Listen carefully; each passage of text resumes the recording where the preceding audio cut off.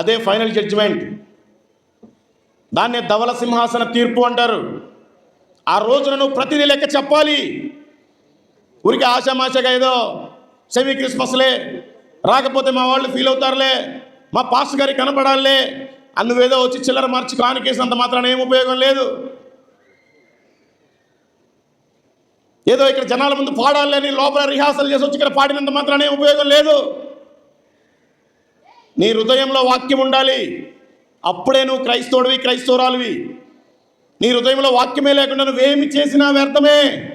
ఇది సత్యం.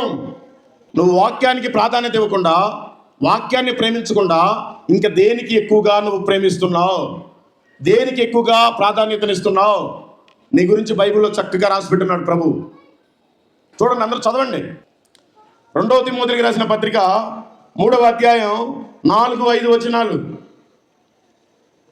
ద్రోహులు, మూర్ఖులు, గర్వాంధులు దేవుని కంటే సుఖానుభవం ఎక్కువగా ప్రేమించువారు.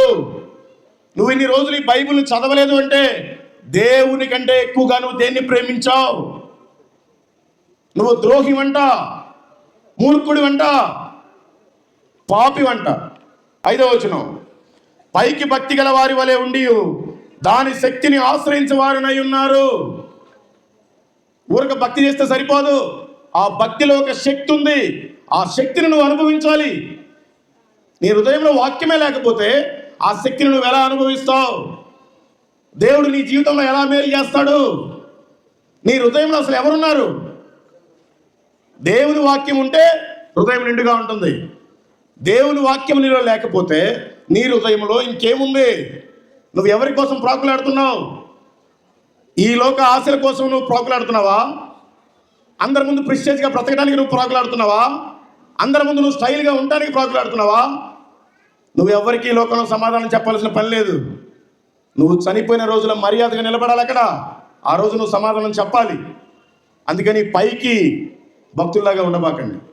ఆ భక్తిలో ఉండే శక్తిని మీరు ఆశ్రయించండి, దాన్ని అనుభవించండి. రోమీయులకు రాసిన పత్రిక 13వ అధ్యాయము 13వ వచనం ఈ విధంగా సెలవిస్తుంది.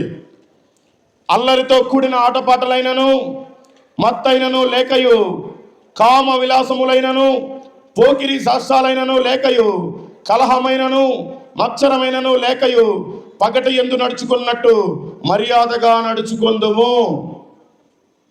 నేను సీరియళ్ళు, సినిమాలు చూడట్లేదు అన్నాడు. ఒకసారి చేతులు ఎత్తండి. చాలా తక్కువ మంది ఎత్తారు. మిగతా వాళ్ళంతా క్రైస్తవులని చెప్పుకోవడానికి సిగ్గుండాలి.